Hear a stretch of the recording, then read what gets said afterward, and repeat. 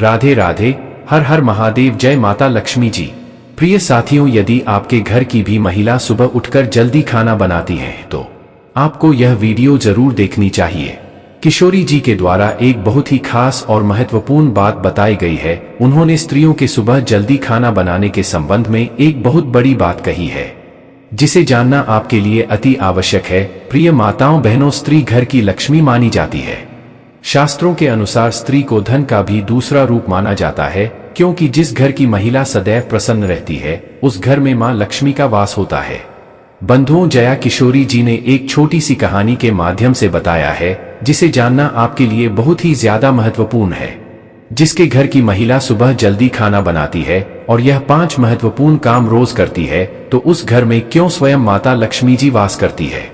किशोरी जी कहानी को शुरू करते हुए कहती हैं कि किसी नगर में एक श्याम नाम का आलसी रहता था। वह इतना आलसी था कि खटिया पर जिस तरह करवट लेता उसी करवट लेता रह जाता था। करवट बदलने में भी उसे पड़े यानी नजर आती थी। पत्नी बेचारी जब किसी काम के लिए कहती तभी वह करवट बदलता और पत्नी की तरफ पीठ फेर कर पड़ा रहता। उसकी आदतों को देखते हुए पत्नी को विश्वास हो गया कि वह कभी कुछ न करेगा। एक दिन पत्नी ने बड़े प्रेम से उसे समझाया, बोली, मैं जानती हूं कि तुम्हें खटिया से उठने में कष्ट होता है, किंतु इस तरह एक ही करवट लेते रहने से भी आदमी नाकारा हो जाता है। बाहर नहीं जाना चाहते हो तो खटिया पर बैठे बैठे ही कुछ करते रहो। तब वह श्याम सोचने लगा, ऐसा कौन सा काम है जिसे खटिया पर बैठे बैठे ही किया जा सकता है। कुछ देर बाद उसकी समझ में बात आई। खुश होकर वह पत्नी से बोला, अरे सुनती हूं, मैंने बैठे बिठाए काम ढूंढ लिया है, अब चिंता करने की जरूरत नहीं। पत्नी प्रसन्न हुई, अब कुछ तो घर का काम होगा। उसने सब्जी की टोकरी में चाकू रखा और उसके आगे रखती हुई बोली, अब बैठे बैठे सब्जी काट दी। किंतु आलसी ने उस ओर ध्यान न दिया। थोड़ी देर बाद पत्नी जब सब्जी लेने पहुंची तो पाया कि पति देव खटिया पर बैठे हुए मक्खी गिन रहे हैं। 1 2 3 4 पत्नी ने देखा, उनके बिस्तर पर 7 मक्खियां मरी पड़ी है। पत्नी को देखते ही उछलकर बोला, देखा मेरा कमाल की मैंने इतनी फुर्ती से 7 को मौत के घाट उतार दिया है। अब देखना है कि पूरे दिन में कितनी मार सकता हूं। आलसी महाराज को अब यही धुन सवार हो गई। उसे जहां मक्खी वहीं फट से हाथ मार देता। कई बार तो अपनी ही गर्दन पर इतनी जोर से हाथ जमाया कि उसकी गर्दन टेढ़ी हो गई। कई बार पत्नी की नाक तोड़ दी। मक्खी मारने के चक्कर में उसने घर के बर्तन तोड़ डाले। उसने प्रतिज्ञा कर ली कि कम से कम 1000 मक्खियां मार कर ही दम लेगा। जल्दी ही वह दिन भी आ गया जब उसकी प्रतिज्ञा पूरी हुई। उस दिन आलसी ने सारे शहर का चक्कर लगाया। कंधे पर बांस का एक मजबूत डंडा रखा और खुशी से उछलता कूदता अपनी बहादुरी का बखान करता जा रहा था और सोच रहा था कि आज हजारों को मौत के घाट उतार आया हो। यह सुनकर लोग भयभीत हो गए। सारे शहर में हवा की तरह बात फैल गई कि उसने हजारों को मौत के घाट उतार दिया है। लोगों ने उसका नाम 1000 मारी रख दिया।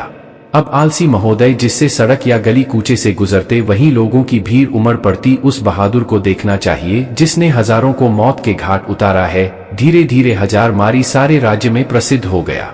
कुछ दिनों बाद उस राज्य पर एक दूसरे राजा ने अचानक हमला बोल दिया। राजा के पास उस समय कोई अच्छा सेनापति नहीं था। उसने दूतों को आदेश दिया कि वे तुरंत सारे राज्य में घूम कर देखें और जहां भी उन्हें सेनापति के योग्य कोई युवक दिखाई दे उसे फौरन हमारे दरबार में हाजिर करें। आदेश पाते ही दूर जहां तहां शहरों में घूमने लगे। उन्हीं दिनों में 1000 मारी का नाम सर्वत्र गूंज रहा था।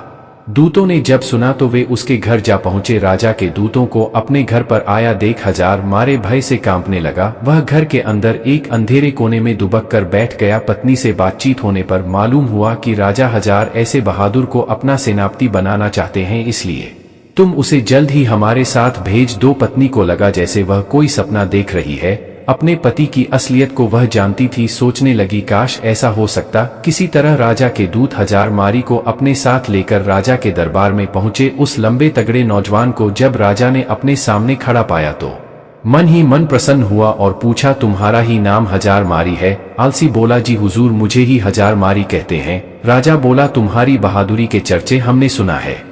हम चाहते हैं कि शत्रु के साथ हो रहे युद्ध में तुम हमारी सेना का संचालन करो। कांपते हुए 1000 मारी ने राजा की आज्ञा को स्वीकार किया और इस बात की सूचना देने के लिए घोड़े पर सवार हो पत्नी के पास पहुंचा। और यह सुनकर पत्नी की खुशी का ठिकाना न रहा। उसने सोचा, 1000 हमारी सेना तो बन गया, पर शत्रु की सेना का मुकाबला वह कैसे करेगा? कहीं यह डरपोक आदमी युद्ध के मैदान में घोड़े से उतरकर भाग आया तो राजा इसे जीवित न छोड़ेंगे। उसने एक मजबूत रस्सी से हजारमारी को घोड़े से बांधना शुरू किया। हजारमारी ने पूछा, यह क्या कर रही हो? हजारे की पत्नी ने जवाब दिया कि मैं आपको घोड़े के साथ बांध रही हूँ। स्वामी हजारी ने पूछा कि ऐसा किस लिए? पत्नी ने जवाब दिया, इसलिए आपको घोड़े से बांध रही हूँ कि कहीं आप लड़ाई के लिए उतावले होकर घोड़े से कूद पड़े और पैदल ही न लड़ने लगे। वापस लौटने पर भरे दरबार में जब लोगों ने हजारमारी को घोड़े से बंधा हुआ पाया तो उनका उत्साह और भी बढ़ गया। ऐसा वीर सेनापति दूसरा कौन हो सकता है? तब सेना युद्ध के लिए तैयार थी। राजा की आज्ञा पाते ही हजारमारी के नेतृत्व में वे युद्ध भूमि की ओर चल पड़े। शत्रु की सेना को जब मालूम हुआ कि एक बड़ी फौज के साथ हजारमारी मुकाबला करने चल पड़ा है तो उनके योद्धाओं का धैर्य टूट गया। उन्होंने सुना था कि हजारमारी अकेला ही हजारे को मार गिराता है।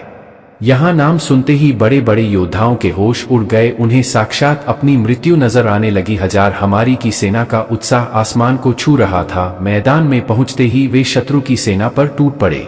दोनों सेनाओं के बीच घमासान युद्ध होते देख हजारमारी ने अपने घोड़े के साथ बांसों के घने जंगल में जा छिपा, किंतु उसकी सेना ने शत्रुओं को दम न लेने दिया। वह शत्रु का मुकाबला करती हुई उसे खदेड़ लेगा गई और अपने राज्य से निकाल बाहर किया। शत्रु पर विजय पाने के बाद अपने सेनापति की जयकार करते हुए जब सैनिक वापस लौटने लगे तो हजारमारी भी बसों के जंगल से निकलकर उनके बीच शामिल हुआ। वापस लौटने के बाद नगर में धूमधाम से विजय उत्सव मनाया गया। हजारमारी की वीरता पर राजा प्रसन्न हो उठे। मेरे बहादुर सेनापति, हमें तुम पर गर्व है। तुम्हारी अद्वितीय वीरता के कारण हमें विजय प्राप्त हुई है। इसके पुरस्कार स्वरूप हम तुम्हें 1000 स्वर्ण मुद्राएं देते हैं। साथ ही हमेशा के लिए तुम्हें प्रधान सेनापति नियुक्त किया जाता है। घोषणा सुनकर हजारमारी बहुत प्रसन्न हुआ और मन ही मन अपने भाग्य को सराहने लगा। उसके बाद राजा ने पूछा कि बहादुर सेनापति हजारमारी जी, आप हमें यह बताइए कि आप इतना बहादुर भरा काम इतनी आसानी से कैसे कर लिया?